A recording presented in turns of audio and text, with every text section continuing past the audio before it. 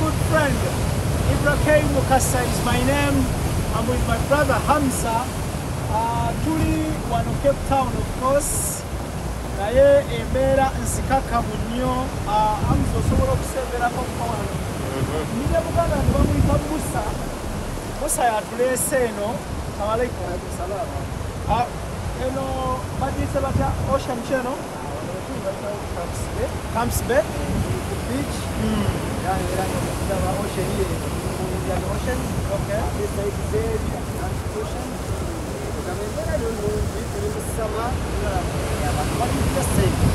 Okay, yes, Musa Muganda wange, muna Uganda naye nga wano wakolera businesses ze, wawangalira, wazaalidde abaana, akola emirimu egy'enjawulo, omusajja ali fit nnyo. Mbadde njogera naye just ku social media, naye bwe nagambye nti nzija eno n'aŋŋamba ojja kujja nkulambuzeemu koso we tuli wano lubalama lwa nnyanja embeera ogiraba. Why? Hamza. Sebo. Jangu eno. So, amayengo gakuba amazzi gajja paka eno. Subira embeera ogiraba. Gakuba amazzi ne gajja bwe gati. So ku Cape Town, Ibrahim Mukasa, embeera kwegamba nungi okutwaliza awamu. Mazzi malungi, embeera nzikakamu nnyo. So kugamba ekintu kiri kimu extra digest mugoba nsonga tours and travel tuli Cape Town, South Africa. Nazze okulaba embeera etambula etya kiri kitya bw'otunula ku ludda kuno kuliko amayumba ag'ebbeeyi, ebintu nga byakabi, ebintu nga bya bbeeyi, ebintu nga binyirira. Amazzi subira ogalaba amazzi gakupa ne gaveeri, eno lye bayita ejjengo okubeeri nerijjeno ku lubalama. So wano wetuli embeera nsubira ogiraba extra digest mugoba nsonga. Ibrahim Mukasa ndi Cape Town, South Africa. Ntambudde ne muganda wange Musa Munnayuganda awangalira wano. Tuli Cape Town wano. Subira olaba amayengo galaba. Embeera ye eri ku ground.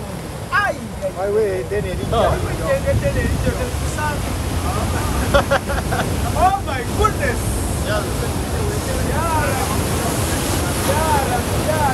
Now, bannange kino kibabuulira baganda bange. Musiize omuntu omu Allah. Bino byonna Allah yabikola. Simanyi g'abantu, ono si muzungu, ono si mu South Africa, wabula Allah yakola ebintu bino. So embeera yeeyo nga bw'oli mu kugiraba, of course amayengo gaveeri ne gajja ne gakuba eno. Abasajja bano balina enkola gye baakolamu. Amazzi bazze bagalwanyisa mpola bwe bazimba. So extra digest mugoba nsonga. Cape Town ngenda kukomawo wano officially. Nja kukomawo mu November nkole shows ez'amaanyi. Kino just mbawaako just busamambiro. So kaneyongereyo.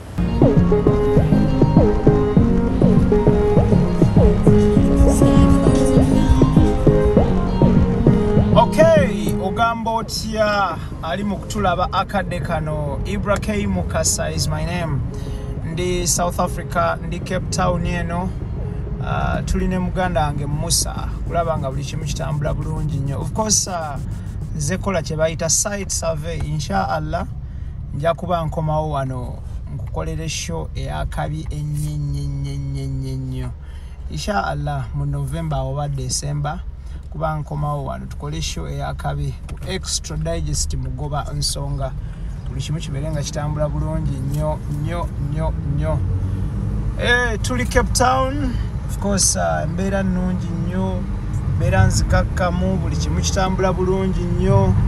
So kutwaliza awamu alhamdulillah twebaza Allah yatonda eggulu n'ensi. Abadde mwene ensonga teri mulala wadde n'omu. So esizza embeera okubeera bweti. Cape Town nzikakkamu. Nga bw'owulira ekigambo bukkakkamu my friend. Cape Town nzikakkamu. Ndine muganda wange Hamza okuva wali ku House of Zaka Kampala mukadde ku ssomero awo erya primary. Ate nga tuline Musa Musa munna Uganda wangalira South Africa wano is a businessman wabulanga yangambye waaye bojjange sudi nja kuyisaayisaamuko so kyakoze wano ampisaayisaamuko so kye tuliko wano kulanga buli kimu kitambula tukwasaganya wano ne wali of course motoka ez'ebbeeyi zivuddeyo abali ba ssente bavuddeyo abalina business meetings bavuddeyo abagenda ku zideeti bavuddeyo so just no buli omu avuddeyo okulaba nga buli kimu kitambula bulungi nnyo so tulina Musa wano okulaba nga buli kimu kitambula bulungi nnyo embalama z'ennyanja abantu bali steady mbeera nzikakkamu Ibrahim Mukasa ku Extra Digest mugoba nsonga nkomawo wano bakolera eshonga yakabi nnyo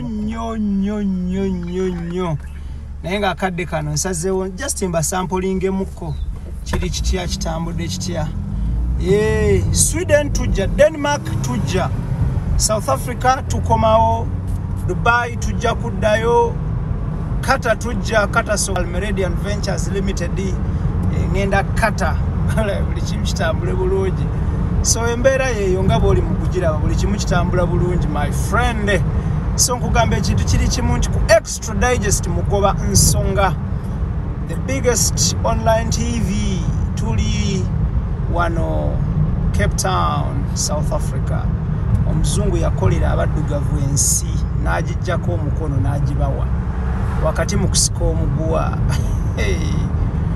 okay agamba atya Sun Cargo Shipping Company ku Arua Park Kizimbe 14 Plaza SF Zone SF12 basabaza mal from China to Mombasa agamba atya Roast Coffee Academy Tiger wagwan my brother awo wali wonna kuje bayise Alwada Mall Airport Road UAE Abu Dhabi tendeka baristas abakabi najja nankumbya okustera yabagulidde wettabi buli kimu kiberenga kigwa alenga bo banywanyi baffe aba Almeridian Ventures Limited batutwala Qatar kuba kyeyo sawa che Cape Town so sawa che Cape Town chonga Green Point kibazanyira mu World Cup wow tujja kudda byonna tubifune ebyo tujja kudda tubifune sawe kyakabi nkiraba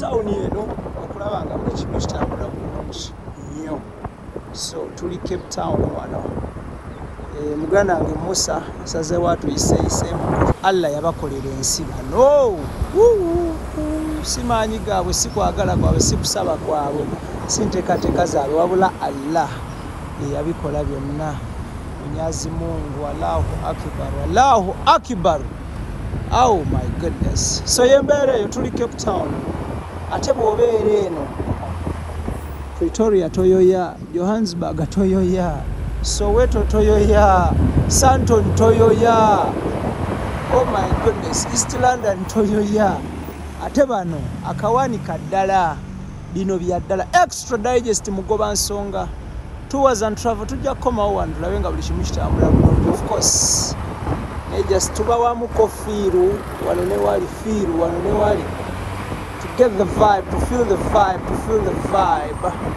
yeah man era nzikaka man oh my goodness wow Cape Town South Africa Extra Tours and Travel Ibrahim Mukasa Idris Lukwago Daniel Mugoya Keith Kanabi Tony Senabuya they make things happen my brothers here and there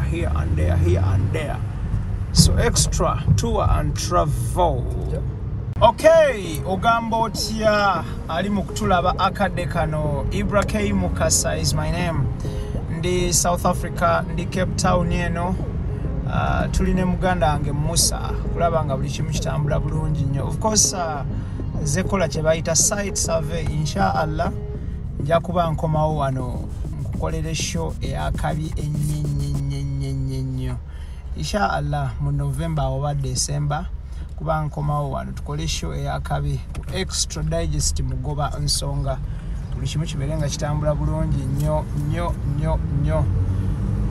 tuli Cape Town of course mbeera nnungi nnyo mbeera nzikakkamu buli kimu kitambula bulungi nnyo so kutwaliza awamu alhamdulillah twebaza bwebaza Allah yatonda eggulu n'ensi abadde mwene ensonga teri mulala wadde n'omu so esize embeera okubeera bweti Cape Town nzikakkamu nga bw'owulira ekigambo bukkakkamu my friend Cape Town nzikakkamu ndine muganda wange Hamza okuva wali ku House of Zaka Kampala mukadde ku ssomero awo erya primary ate nga tuline Musa munnauganda awangalira South Africa wano is a businessman wabula nga yaŋŋambye waaye bw'ojjanga essuudi nja kuyisaayisaamukko Musa luno lugenda paka wa? Luyitamu everywhere lumalirayo ddala naanadde Uganda luno lw'okwata so yonna gy'oli okubanga otulabira nkugamba nti extra tours and travel Ibrahim Mukasa ndi South Africa but of course this side route gye tuliko bagiyise N1 tubale tuva Cape Town ku beach za Cape Town katudda Cape Town mu town wekiri okay so yembeera eyo naye nga buli kimu alhamdulillah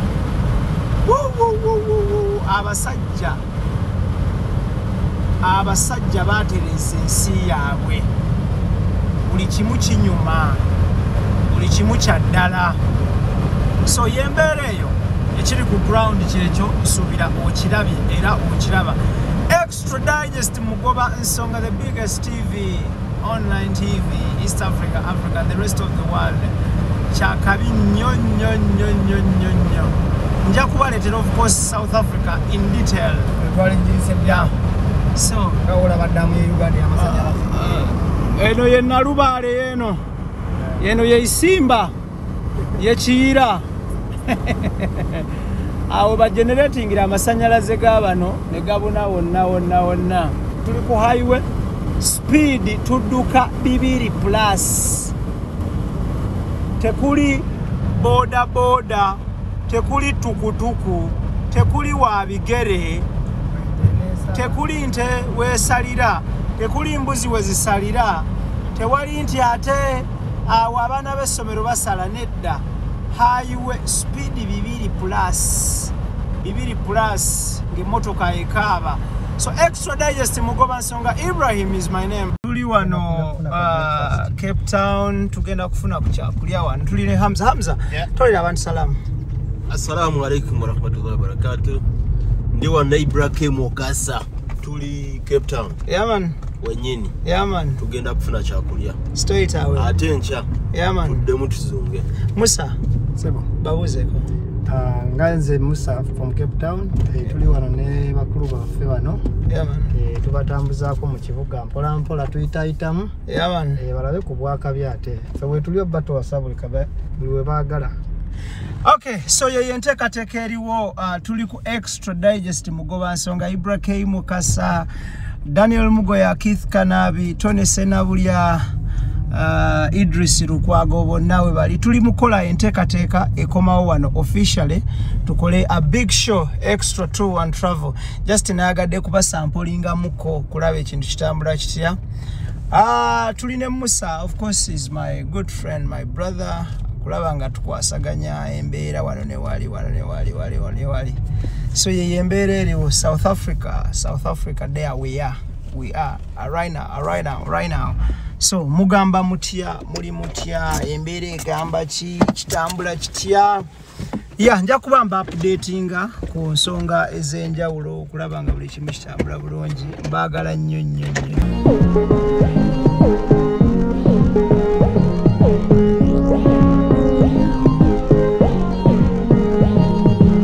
Okay, assalamu alaikum wa rahmatullahi wa barakatuh. Mbalamusizaako bassebo ne bannyabo yonna gye musinziira okubanga mutulaba. Tuli ku Extra Digest mugoba nsonga nze Ibrahim Mukasa. Seka ojja kutolera abantu ku salaamu babuuzeeko obampeereko n'obugambo bubiri. Assalamu alaikum wa rahmatullahi wa barakatuh.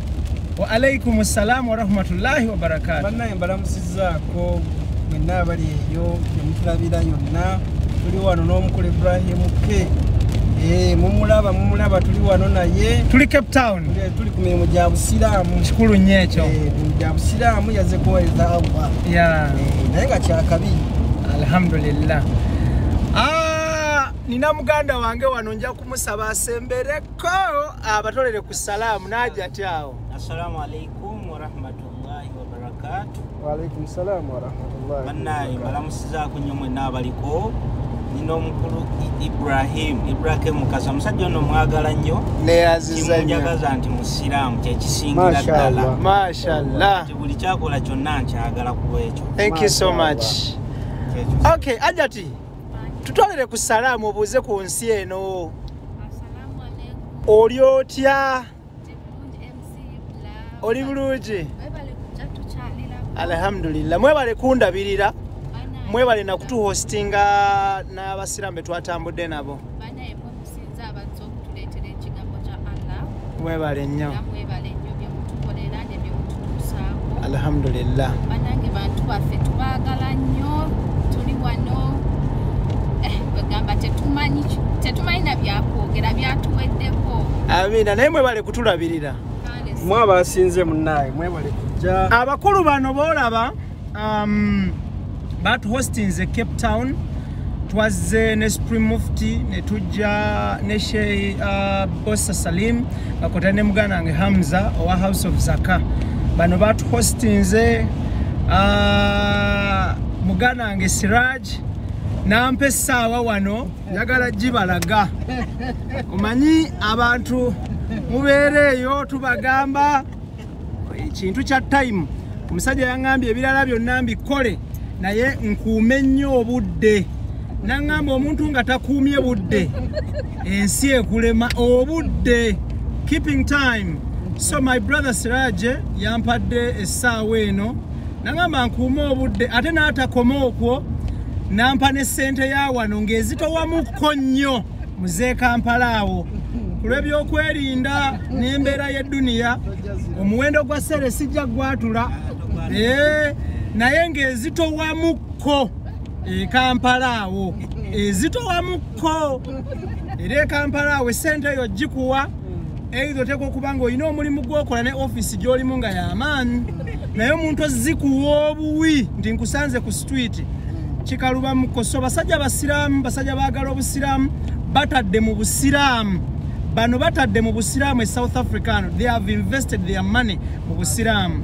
So Extra Digest mugoba nsonga kwe tuli akadde kano enkuba ekedde kutonya wane Cape Town era nga tutambula tweyongerayo bali mu kunnambuzaamuko tulabe ekintu kitambula kitya.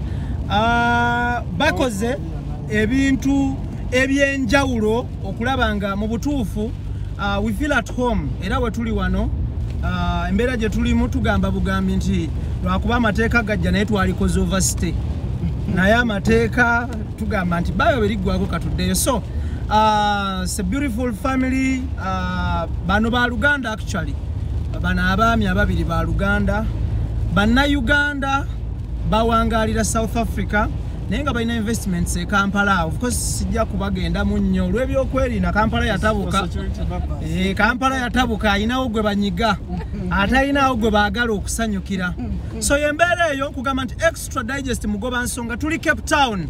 Extra Tour and Travel gye tuliko. This is my second day mu Cape Town. Naye nga gwo omulenga njuba ngamba okuuma obudde essaawa eno eriko Diamond bagintaddemu Kampala Road yawo nja kuyitangawo ng'endabirwa muziri waggulu olw'ebyokwerinda sinti kubeeragirako. So kambongereyo tulabe embeera bweri. Bannayuganda bawangalira emitala amayanja mwe bali kwefiriza budde ne mulaba wakisi zaffe mwe bali kututeekamu obudde ne ssente. Thank you so much. Ate nga bawangalira e Kampala muwangala naffe January to December nammwe mwebale nnyo mwebalire ddala.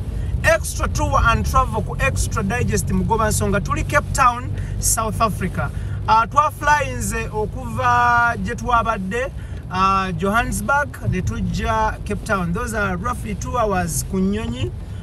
Cape Town erimu ensozi somewhere somehow era nga zikwaffectingamuko nnyo omuntu singa ng'obeera tomanyidde nnyo here areas. So nkugamba ekintu kiri kimu nti nja kuba nkutuusaako ebintu bingi nnyo Seka wano tu nolugudo ludawa. Olugudo lugenda Muizenberg, Simonstown, ogenda dapa ku Africa gyekoma. Weta Cape Point sebo. Okay. Semazinga wa Africa wakoma. Gye tuwolekera. So tujja kuba tubikulaga, these are good people baganda bange. Naye ng'ensonga enkulu yatulese wano ye ensonga y'obusiraamu. Natambudde ne Supreme Mufti Sheikh Kibaate, nentambula ne Sheikh Salim Bossa, nentambula ne Hamza, ate nga baganda bange bano Siraje ne muganda we ne batuhostinga. Waliwo we nasuze executive accommodation Belleville we twasuzaawo nasuze kuguliri egumanyi Serena Kigo nasulako Serena Kigo ebiro bibiri naye baba wano baba kubizaamu naye nga byonna kyekimu. So baganda bange bano babikozeeko byonna ebyokulanga tutambula bulungi nnyo. Of course batuyisa mu bifo ne batugamba nti yototuukayo olw'ebyokwerinda naye wano yitawo wano walungi. So batugaidinga ne batubuulira nti awo waliwo security eri tight awo ebulamu wano kola bwoti. Of course si mu bubi mu bulungi babikola ku lw'obulungi lw'obulamu bwaffe n'abantu baffe betwalese ewaka. So extra digest mugoba nsonga Ibrahim Mukasa, Keith Kanabi, Mugoya, Idris, Senabulya bonna we bali okulanga buli kimu kitambula bulungi nnyo. Kambongereyoko tulabe embeera bwetambula. Of course tusanze obubenje kuno ku kkubo naye nga si buli mu Muganda bwayitadde kabusa. Bubenje akabenje kasigala kabenje naye nga tebukereiminze bulamu bw'abantu of course. Naye nga balina response team akabenje kagwa mu dakika 2. Mu dakika 2 kitundu eziddako nga batuuse abajja okulaba nga rescuing abantu nokirialinga amakubo. Mu nsi ezitannabakula akabenje kagwa ne kaziba ekkubo okumala essaawa 2. Bekikwatako ne babagamba mujje ne batuuka kifo ky'okusooka okirialinga ekkubo basooka kuba driver Jack. Nabagamba mwali soose ne mukirialinga ekkubo bemusibye ne beeyongera. But anyways ebyo bya lunaku lala. Tuli ku traffic lights eno baziyita robot. Lwaki muziyita robot? Yerinnya lyazo sebo. Baziyita robot. South Africa. Era oyogera ebitaala tibabitegeera. Balowooza mataala ga nnyumba Abaddayi. Sabatutuuka ku robots tuziwa ekitiibwa ngamba traffic lights n'osiba obupande wekaba kagamba nti 70 km/h z'ovuga tokubyamu. Bwe mba ntuse we bagamba nti ebitaala anti nvugeho kilomita 100 speed 10 bwe nvuga less than that musango nsi musango naye bw'ozisusamu. Okay, so yembeera eyo seeka wano bayitawo batya? Ono bamuyita Muizenberg katundu k'abazungu era beach so. Okay. Kali ku mazzi beach walirawo bulamu. Okay. Lwaki okayise katundu k'abazungu? Bazungu basingayo obungi. Oba tutandise bwetubona obutawuni zibonna bw'abazungu. Okay. Balambuzi bannansi abazungu ne basinga okubeera. Okay. Extra tour and travel ku extra digest mugoba nsonga tuli Cape Town, South Africa. Ndi ne baganda bange wano. It's a beautiful family, they are good people, basajja basiramu. Esente ze basinza okukola South Africa ebitundu Cape Point kati awo tudda Cape Point Okay, that is very good. So esente gye basinza okukola wano bagiza mu busiraamu. Batadde nnyo mu busiraamu. They have invested in busiraamu so much. Muna Uganda yonna gy'oli yagala obusiraamu, teeka mu busiraamu, kolerera obusiraamu, sacrifice ku lw'obusiraamu, yagazisa abatali basiraamu obusiraamu, boogereze badde mu busiraamu. Ebirungi ebiri mu busiraamu bingi nnyo nnyo nnyo nnyo nnyo nnyo. Luno oluguudo luli ku nnyanja kwennyini n'ennyumba zino ziri ku nnyanja kwennyini. So wano we tuli abantu bajja ne balya ku ssente zaabwe. People spend their money on a Monday, tebalina Monday, tebalina Saturday, tebalina Sunday. Bagenze kujja ku ssente zaabwe. Banoonya we ziwoomera. Nanga obalaba Extra Digest mugoba nsonga extra tour and travel South Africa Cape Town wetuli akadde kano ndine mugana nange Hade Promotions ndine mugana nange Siraj tulabanga tukwasaganya ebintu bino mpola bano basazeewo ne bangamba bajja kuntambuza obudde Home Affairs boyampa bwe bunansalako obokubeera wano basazeewo bajja kuntambuza bajja kumbeeramu Fishhook. Okay. So gundi yaweddeko. Cape yawadde Cape chi? Area the New Zealand. Okay. Era nawo tunawo okusulo boyagala kusula guest house na tukina mweri. Bagiyita batya? Beach View guest house. Beach View. Okay. Jana wesula keno. Okay. Nebase nga mu butuufu sirina wadde okuwanka kwonna. Tuli ku Robot C. Buli lwa tusibyemu tuli ku bitaala. Okulaba nti abantu tebamenya mateeka ga nguudo bagobservinga nnyo so yembeera eyo okay bulungi atulaba tuli Cape Town naye nga tusanze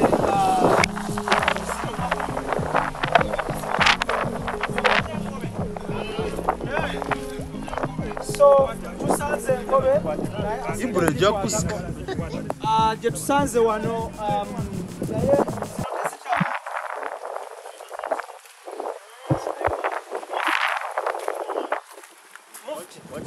enkobe zino toziwaddeyoko wadde amenvu omulungi atulaba tuli Cape Town courtesy of Hade Promotions e South Africa era nga mu lugendo lwaffe twaze ne Supreme Mufti Sheikh Kibate nga kwotadde ne Sheikh Salim Bossa ne muganda nga wa House of Zaka Hamza bwe tuli ne baganda baffe abalala be twasanze eno Sheikh tolera ku bantu salamu.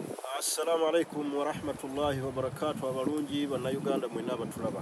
So yeye embeera eriwo tusanze enkobe wano ziri mu byazo of course ne tugamba katuyitewo ko tuzirengereko tulabe nina muganda wange wano bamuyita Siraj buuza ku bana Uganda batulaba.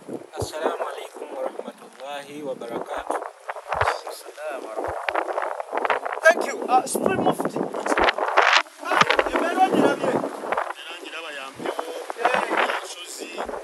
Nyanja yankobe yonna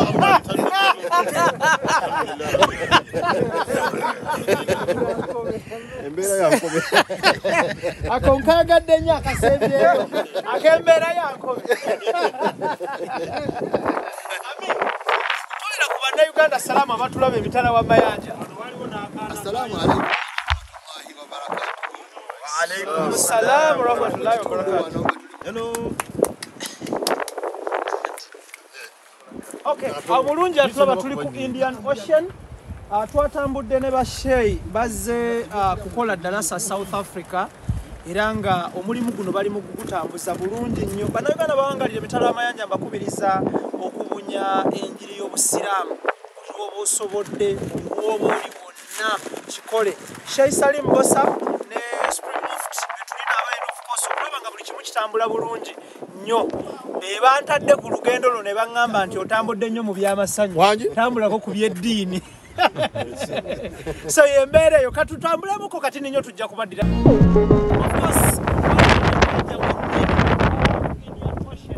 abantu bazimbayo wansi eri amayumba g'oli mu kulaba era ng'abantu babeererayo ddala nga bw'oli mu kulaba.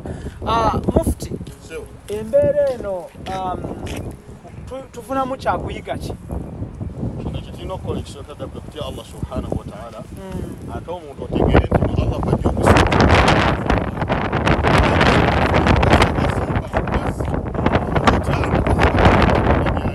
Bonna nina essanyu lingi nnyo nti nze omu kubakulembedde mu lugendo luno ne ttiimu yange tuweereza naye obusiraamu ku masigiti nga tuli mu bya bivvulu wabula tuli mu kuweereza kuba bwe tulamba n'amashehe we bati nga bwe mwazze okuviira ddala e Uganda tulina kye tufunamu eky'okweyiga eky'amaanyi era ne baza muganda wange ono Ibrahim okubeera nti mulimu gwonna akutte bulungi nnyo era se mutukwebaza olw'okubeera nga tuweerezayo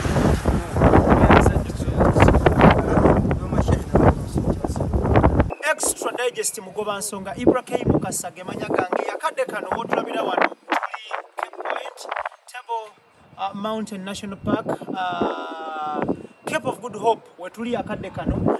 Extra tours and travel, njagala kulambuza ebifo ebyenjawulo wano obirenga obiraba. Program yaffe eno tukola ne Sunday Shipping Company ku Arua Park, basabaze mali okuva China paka Mombasa. Ate ne tukola ne banywanyi baffe ba Al Meridian Ventures Limited abatwala abantu okuba ekyeyo ekata kugamba beekwata buli kimu kyabula basangibwa Ntindaawo nga ku hardware world nnyo kubanga obasanga. Of course wano wetuli tuze tulabe embeera eri etya ennyanja Indian Ocean na Atlantic webyawulira oba webyawukanira embeera eri etya nabiki ebigwa mu kkowe eryo. Atengera still nkutegeeza nti program yaffe eno tukola n'aba Roast Coffee Academy ku Alwada Mall Airport. Assalamu alaikum wa rahmatullahi wa barakatuh.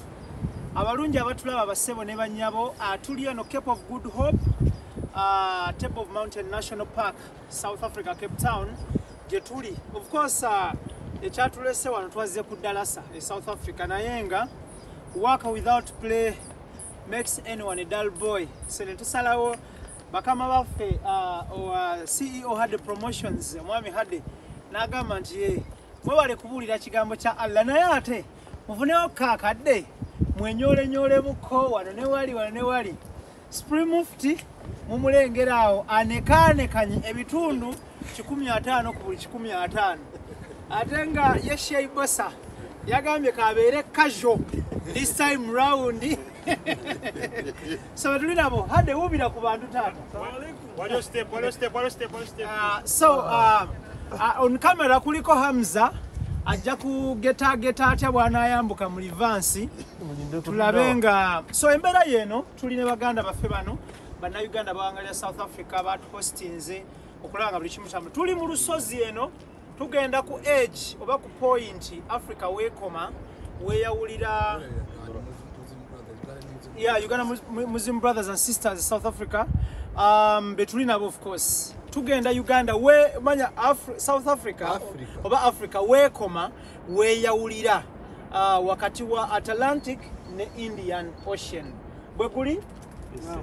Thank you. So wetugenda okubanga tukutuusako ebintu bino mubirabye mu firimu mubiraba mu documentary abamu ne babalima no balima nti tebiriiyo mu luzungu ambakiyita artistic impression nti abakuba bukubi kifaananyi ne kibeerawo reality. We are on ground ne team eno ey'amaanyi. So ogenda kubanga omanya ebintu bingi nnyo katwambuke mpola tulabe.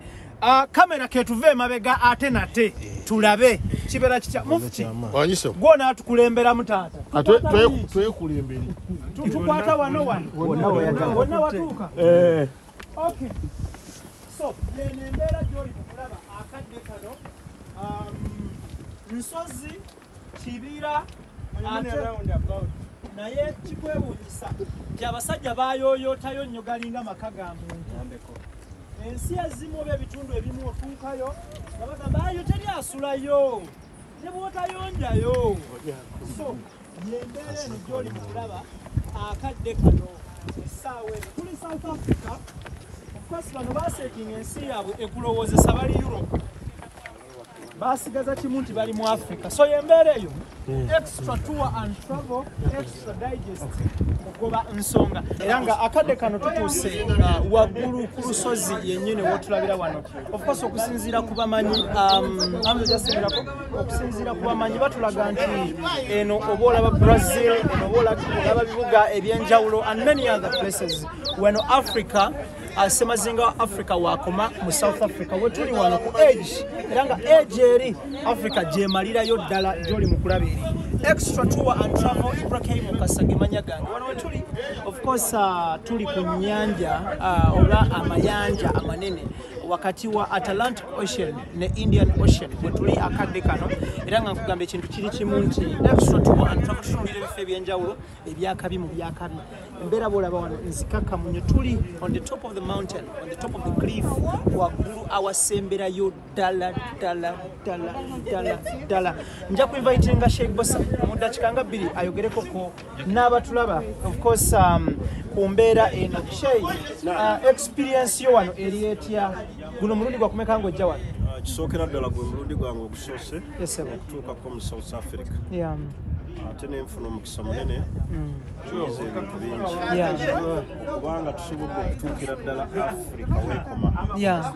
tuuka ku nnyanja Indian Ocean ne Atlantic Ocean. olwaliwo Yeah. we tuli mu kiseera kino kyennyini Yeah. wano mu South Africa tufunye omukisa munene Yeah. okulaba nti abazungu bayinza okuba baali bapima ensi eno tebaamanya nti eno Africa balabika Katonda alina kyeyabawa ne batakimanya mu maaso ensi eno bw'ogitunuulira obutuufu ddala yabaki y'abazungu Yeah. era kijja kutwala emyaka n'emyaka abazungu okubanga tebannabakuta South Africa olw'ebintu bingi ebigikola ki ebigirimu Yeah. ebyewuunyisa Yeah. ate n'otunuulira Allah engeri gye yakolamu ennyanja zino bbiri Atlantic Ocean Ne Indian. ne Indian Ocean okuba nti amazzi gali ganjawulo ate nga ne gali gaki ganjawulo naye nga gali tegasobola ate kusala kudda mu nnyanja ndala so Yeah. ebyokuyiga bingi nnyo bisigala bitulaga nti ekitiibwa kyonna n'amaanyi Tubiddiza Allah. tubiddiza Allah yekka subhanahu wa ta'ala yabirina Yeah. naye nga tulina omukisa munene era tuli basanyufu nnyo ebintu bye tubadde tusomako bye tuwulirako Yeah. tusobodde okubeera nga tubituukako ne tubirabako n'amaki N'amaaso. n'amaaso gaffe tujja kwebaza ssebo tutambuza obulungi ne banno bonna abatutambuza okutuukako eno Africa gyekola ki ova wano Brazil Bwekiri. ate bw'otunula eri Germany Bwekiri. ate bw'otunula eri noza Australia oba America ennyanja yetusazeeko okusala ogenda mu America Singa twatuuse dda. ne visa zetutalina Thank you so much, Mr. Sheikh Salim Bosa. Akade kano negatiddwako muganda wange Hade a promoter wa Hade Promotions nga onamanyikiddwa East Africa, Africa ne South Africa okutwaliza wamuseka. Assalamu alaikum wa rahmatullahi wa barakatuh. Wa alaikum salaam wa rahmatullahi. Obulamu bugamba ki? Alhamdulillah. Ekisookera njala kwebaza okuba nti otusobozesezza okulambula mu bitundu ebyenjawulo me special okutuleeta wano Cape Town. Mugita mutya Cape Town? Mother City. Wetuli akadde kano. Sijja kubuuza guno mulundi gwakuma mirundi mingi ng'ojja wano. What is your experience buli lwojja wano oluba luddako? Mu butuufu buli wenzijja wano ng'era Sheikh Bosa wayogedde nti bakola nsobi ekitundu kino kiteeka mu Africa kyakina kubeera mu Europe kubanga kyefaanana kyokka noze yakikola oba yali yeebasi oba yali asumagidde teyasuubira nti biriba bwe biti era ensonga lwaki bakyejjusa ne guno gwaka bakirwanirira naye nga tebasiba kudda mu kifo. Okay, lastly nga tuwunzika Munnayuganda ali eyo oyinza muwa bubaka ki mu mbeera y'okuba nti otambula n'olaba amaanyi ga Allah ebintu bye yatonda ebyenjawulo abantu obuteesiba wamu abalina obusobozi of course kituufu era ensonga lwaki mu mpaji z'eddiini y'Obusiraamu tulina ekyokukola okulamaga okukola hijja Mecca buli lw'otambula olaba ebintu byenjawulo kubanga olaba amaanyi ga Allah biki bye yakola ebibumbe bye yateeka mu nsi kwega kikwongerako okukkiriza nti Allah ye buli kimu Allah ye nannyini maanyi Allah ye nannyini buyinza ku butonde bwonna obw'ensi era ensonga lwaki Qur'ani etugamba nti Allah yatutonda kumusinza kikubeera ku duniya kubeerako mu masanyu wabula kumusinza ye kennyini Allah. Tweyanze nnyo muganda wange Hade. Okay, akadde kano sigenda kubanga nsukka naye nga nkulaga nti gy'oli mu kulaba eri byozze olaba on TV byezze nga olaba mu bifaananyi byozze nga olaba mu butambi wetuli on ground abamu bazze batugamba artistic impression abamu batulaga ebintu bingi nnyo so wetuli akadde kano era nga embeera yeeno of course this is a tourism oba tourist site osasula essente okujja okulambula wano tusanzeewo abazungu abava mu nsi ez'enjawulo abafirika abava mu nsi ez'enjawulo so embeera nzikaka mu okutwaliza mu extra tour and travel Ibrahim Mukasa ndi South Africa Cape Town.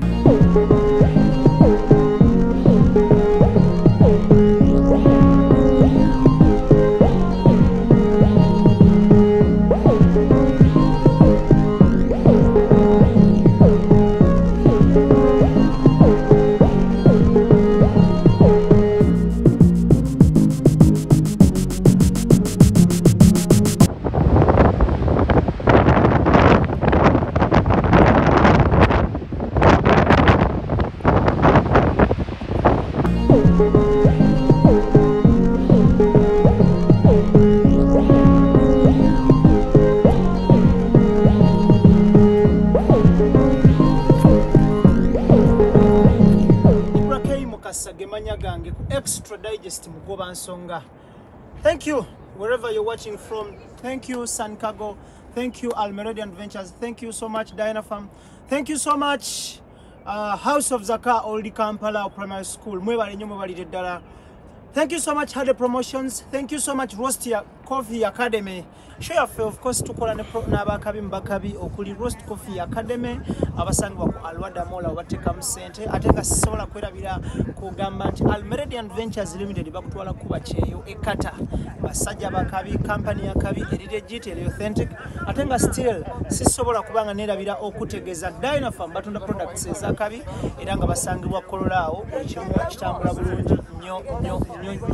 Then banywanyi baffe San Cargo Shipping Company basabaze malo okuva China paka Mombasa naku 18 zokka bekwate buli kimu kitambula bulungi basangibwa ku Arrow Park ekizimbe Footy Plaza SF12 omwaliro gw'okujja kubanga basanga ate nga waliwo baganda bange aba House of Zaka basangibwa ku Old Kampala Primary School, Old Kampala Primary School, opposite gate ya Old Kampala Primary School, buza House of Zaka, era nga nabo twabadde nabo tugenda okulanga buli kimu kitambula bulungi. Ze Ibrahim Mukasa kulwa Extra Tour and Travel ku Extra Digest Mugoba Nsonga tuli Cape Town, South Africa.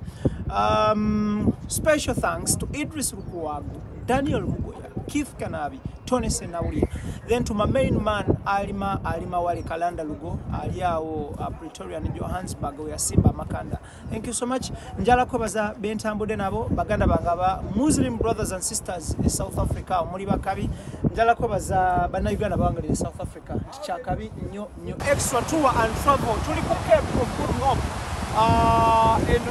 This Indian Ocean, we tuli akade kano iranga. Come and follow me. Ulabe embera weri embera nga bwetambula ndego kutewana ndakupanga you love the scenery, you love everything yakali nyo.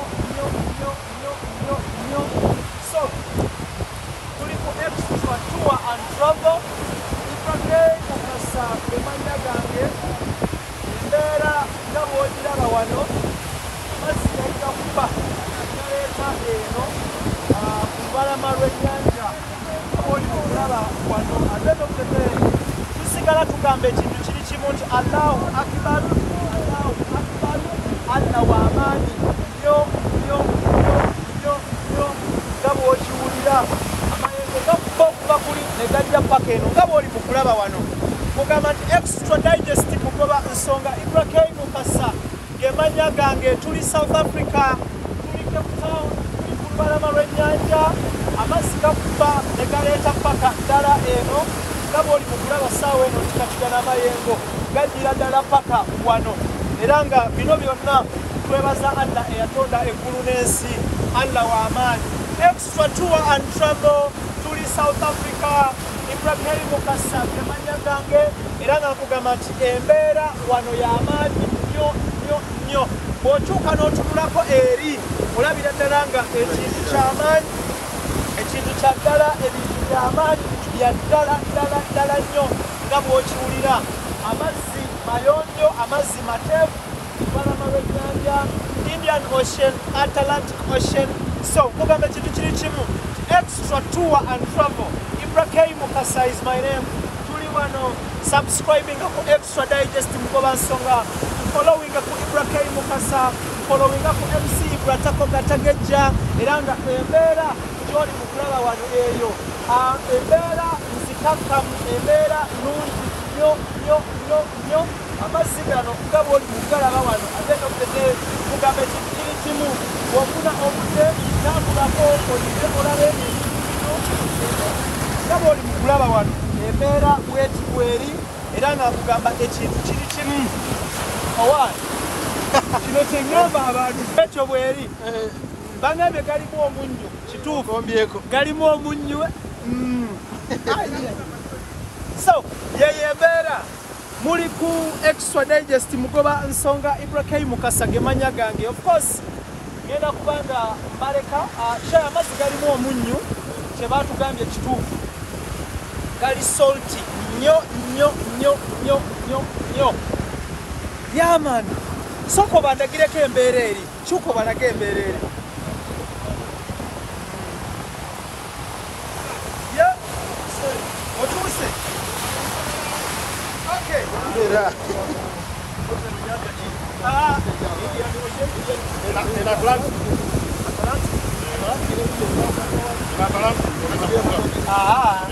gayingidde muno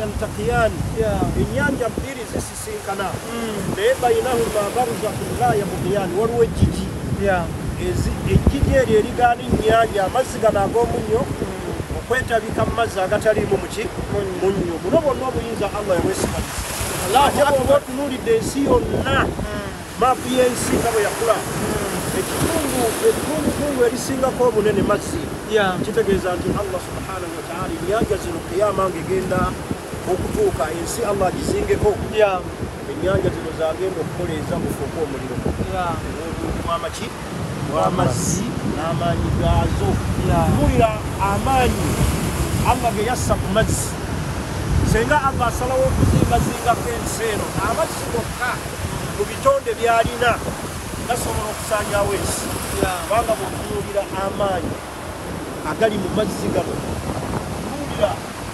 amayengo yobera waliwo agasindika so teri agasindika naye buyinza bwani buyinza bwa allah subhanahu wataala noba ensonga ebakuba allah twawule nnyo allah tusinze nnyo allah tumanye amaanyi ge ga allah fe tetulina tetulina maanyi ge tetulina naye raba kino kitonde kimu ebitonde allah byalina ebyaki ebyamaanyi otunuulira amaanyi agali mu mazzi wano otunuulira amayengo ago ani asobola okugawugiramu tewali era bw'ogawugiramu n'owona kiba kisa kya allah kiba kyamagero kiba kyaki mufuti alina kyatugamba allah subhanahu wataala yagawa amaanyi agawa matula amayinja eri egagaleeta ku lukalu ejjinja lyennyini okusobola kweririna naye amazzi galireeta ku lukalu allah n'ateekerawo embeera yo tusobola okuyimirira ku mazzi kati bw'aba omuntu nga bwe bakasuse ku lukalu bwe gakwatidde ejjinja lirina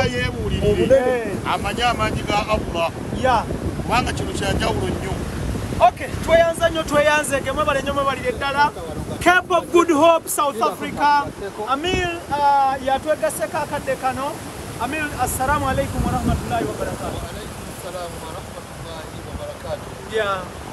alhamdulillah wassalatu wassalamu ala rasulillah sallallahu alayhi wasallam wano ekyobulambuzi ekifo ekyenjawulo ekifo allah jalla jalaaluhu byategeezako mu qur'ani naye omuntu nga obiwulyawulize mu qur'ani oyinza okubeeramu okubuusabuusa kwebyo ebyogera mu qur'ani muli mutya mugamba mutya Ibrahim Mukasa ge mannya gange badde nzise wali amazzi naye okuba ne gayingira mu ngatto yange era nga kati engatto etesitinganga munnyo testinganga salt so yembeera eriwo ku extra digest kugoba nsonga muli mutya ndi South Africa eno gyendi siri mu kujooga siri mu kubamba wabula nga ndi mu kuyiga ndi mu kumanya ndi mu kutegeera ndi mu kwebuuza wano ne wali embeera ogiraba yeno embeera eriwo ku ground muli mutya mugamba mutya yonna gye musinzira okubanga mutulaba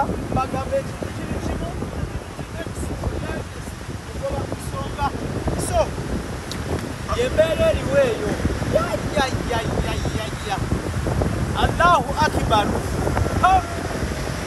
katonda wakola ensi allah wakola ensi so omwana wa Saala Mukasa wano naalituuseewo ntya wano nze naalituuseewo ntya wano ola sente weyagale sinza allah tomugattako kintu kyonna bino byonna ogenda kunyumirwa bw'omala okusinza allah tomugaseeko kintu beera mulungi mu society beera mulungi mu community kola akasenteko kateeke ku mabbali kola emikwano teeka wali fukamira Saala saba nti njagala kutuuka mu America otuuse ndi kutuuka wandi wali so kosi amazzi gagenze ne gayingira mu biraato naye nga eno engatto okuva lwe najja bweti bweri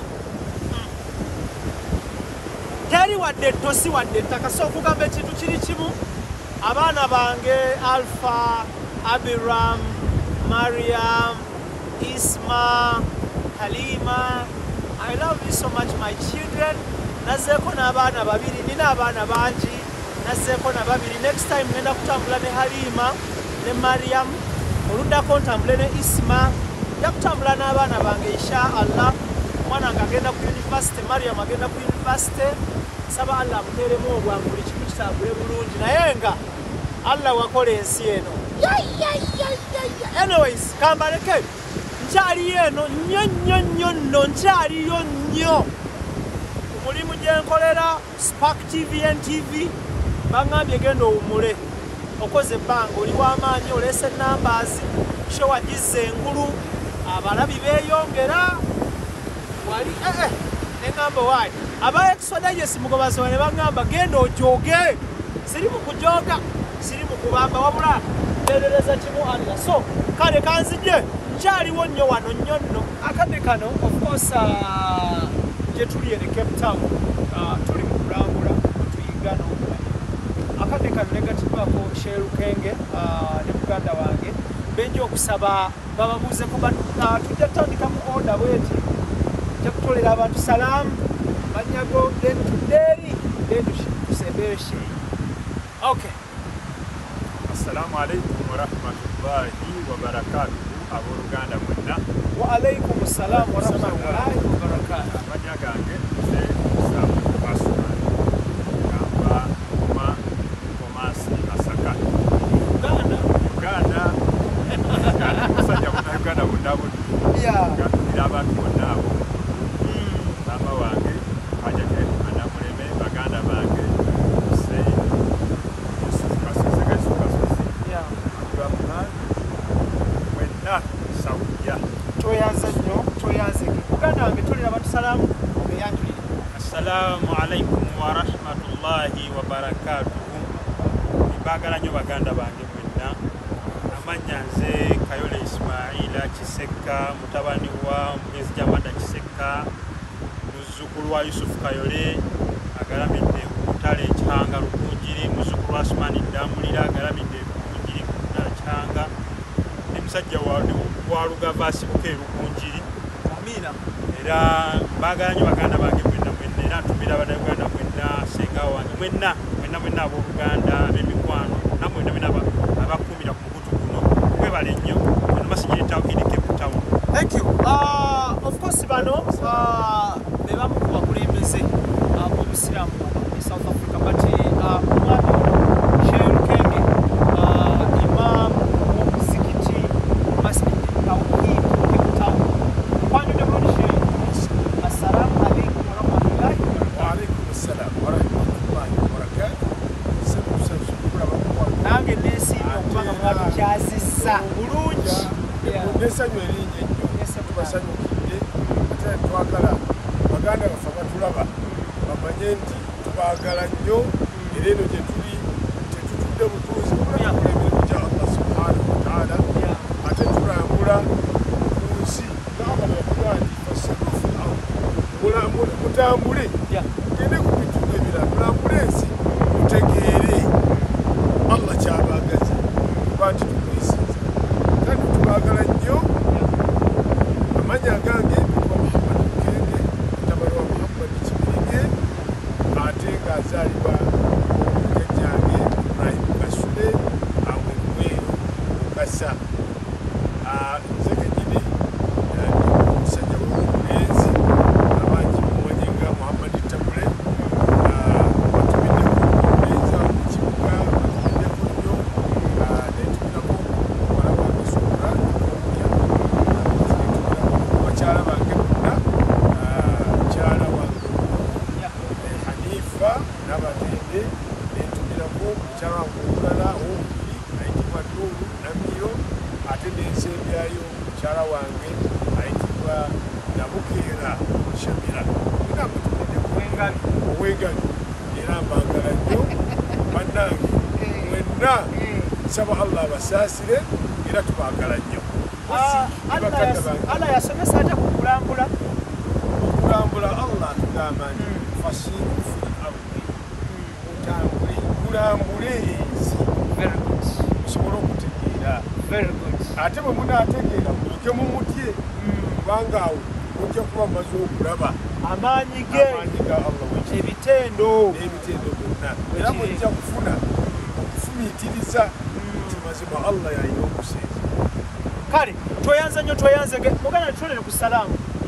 Assalamu alaikum warahmatullahi wabarakatuhu. Amanya n'eddoboozi Dalawusi Musoke Sekalo chairman Masjid Tawhid Cape Town.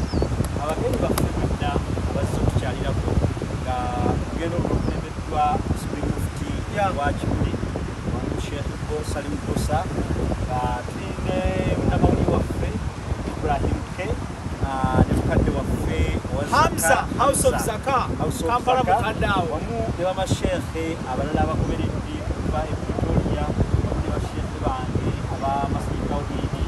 Tusanyuse nnyo olukyalira luno tukyalidde nga tuli e Cape Town Western Cape nga wano we tuli wennyini Africa wekoma era tuli basanyufu nnyo nga aba Cape Town. Tulabika nti tufunye abagenyi tulina omukisa munene nnyo. Tulabika nti tufunye abagenyi abava Uganda nga tulowoozaako naffe ne bajja ne batwakira mu kya Allah subhanahu wa taala. Mwebale nnyo mwebale ddala nga nange sinnabakuva waggulu nja kusaba ntumirako ku bantu bange nja kutumirako ku bakyala bange abali e Uganda. Mukyala wange omukulu Jamida Musoke, mukyala wange owokubiri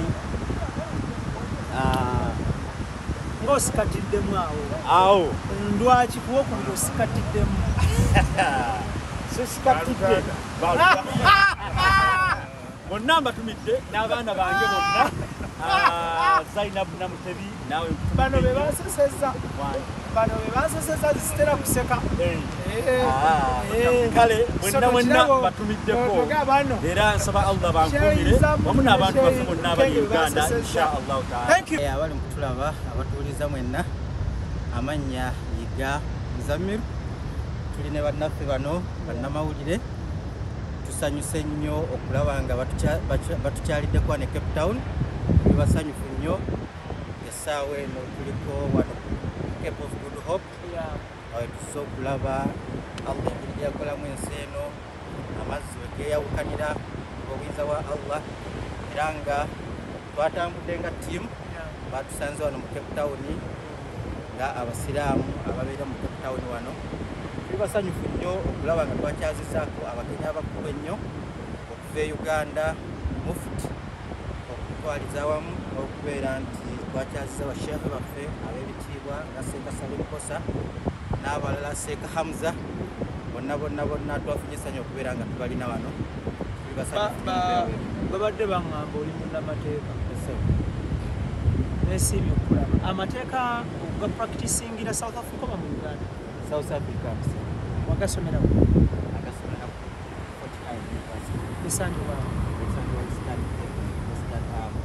wasomera amateeka wamejaringa muki kyeki? Nze nasoma masco tumejaringa mu criminal law mwoli. So amateeka wano bitambula bitya gwe nga practicing lawyer? Tebibadde bibi nnyo okutwaliza awamu nti tugezaako okubeera nga tuyamba community yaffe ebeesangiddwa mu buzibu ng'obwo. Osanga abantu balina obuzibu abamu oluusi tebalina bipapula biboogerako tubeera nga tubayambako okufuna ebipapula mu mateeka mu mbeera efaanako bwekyo. Kale tweyanza nnyo abatulaba abalungi. Ow'Engabi Yiga is a lawyer by profession yasomera South Africa. Bw'oba omulabye eyo ng'olina obuyambi bwe weetaaga musajja mulungi asobola okukuyamba in one way or the other. More especially Ugandans abateekateeka okujja South Africa n'abali mu South Africa. Bwe kiri? Siraj, assalamu alaikum. Wa alaikum salaam wa rahmatullahi wa barakatuh. Ono blood wange naye yesi munnamateeka ono businessman. Alright, what is your experience mu kulambula kuno kwe tubaddemu? Ekisokera ddala assalamu alaikum wa rahmatullahi wa barakatuh. Wa alaikum salaam wa rahmatullahi wa barakatuh. Experience is already mademani. That is naye nti essanyu lyenna nti mbadde n'emikwano gyange nga Seeka Imam Seeka Bosa Mufti Kibaate Narange Hamza nga mbadde musanyufu nga tuli ffenna. Okay. Thank you. Abatulaba bano abaami bawangalira wano era nga babadde basaale nnyo okulaba nga batutambuza mu bifo ebyenjawulo. So bantu balungi nnyo, saba Allah abaddizeewo. Siraje of course ali ku social media okwo naye akozesa amannya malala temumufollowinga nnyo mujja musumbuwasumbuwa nnyo. Anyway, omwami oli bamuyise Hadadi naye nga abasinga mutegera nga Hadi Promotions aleese abayimbi e South Africa for over years and years. Okyakirimu oba wabivaamu? Lwaki wakivaamu? So wava mu byensi wadda mu bya ddiini? Westyo bwekiri omulimu guno nagukolera ebbanga nentukesya nenkivaamu nga ne covid tandaba kubeerawo olw'okubeera nti naagala mpeereze Allah nasebo gwe mulimu gwendiko kati era ensonga lwaki kati tetukyakyaza bayimbi awo tukyaza bamashehe ngammwe abasiraamu bannaffe nga Ibrahim Ke mukulu wa Zaka, mukulu wa Muza, Sheikh Salimu Bosa, Mufti Kibaate n'abakulu abalala sebo abagwa mu ttundu ery'obusiraamu.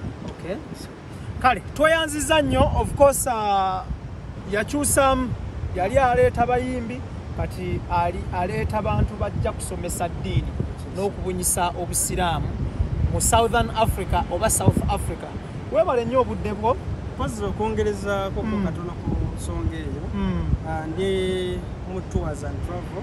Very good. Era na accommodations oba oyagala bya bulambuzi oyagala wakusula tulina ebisulo ebirungi ennyo osobola okujja ne tukusuza era ne tukulambuza osobola okungula kasimu osobola okubeeranga akasimu oba osobola okunfulumanga ku Facebook n'ennamba eyo ennamba y'essimu njala ogisome naye ng'otandika na plus eri plus 277 89 71 78 27 Facebook nkozesa amanya ga Hadi Mikidadi osobola okubeeranga ofulumanga ku Facebook spelling HADDY space MIKIDADI. Thank you. Thank you so much. To those who want to come and tour South Africa at large, is the right man in accommodations ezakabi ayina ebifo ebyakabi mu bitundu ebyenjawulo of course. So mutuukirire munoonyeeko buli kimu kitambule bulungi. Siraja akatalekeka just kubebaza mwebale kujja. Thank you. Kale mubeere bulungi mweraba.